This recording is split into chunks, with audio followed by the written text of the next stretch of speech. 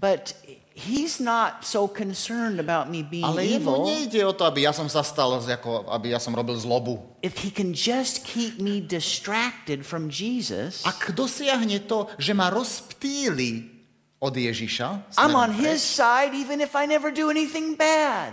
ocitnem sa na jeho strane a to som nemusel spraviť nič zlé. So he tries to distract me. A tak on sa ma snaží rozptýliť. I sit down to read my Bible, Posadím sa, aby som si čítal Bibliu. and all of a sudden I start remembering all the things I said I promised myself I was going to get done today. A naraz do mysle začne spomínať na to, že čo som si slúbil, že dnes mám spraviť všetko. Not bad things, just Nie things. sú zlé veci, sú to len veci.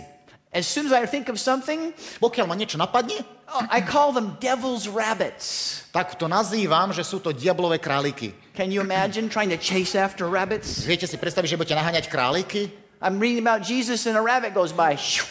Čítam Mojžišovi a zrazu prebehne králik. And I'm like a rabbit dog. Ar, ar, ar, ar, ar, ar, A ja som ar. ako durič, pes, ktorý ide po ňom. Ar, ar, ar, ar, ar, ar, ar.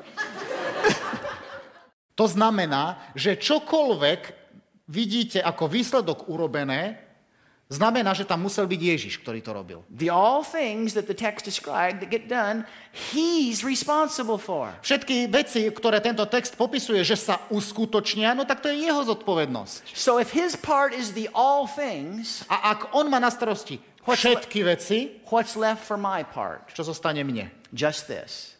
Len toto. Getting with X. Zosúladiť sa s X. This is how we get with X. Ako sa zosúľaďujeme s X?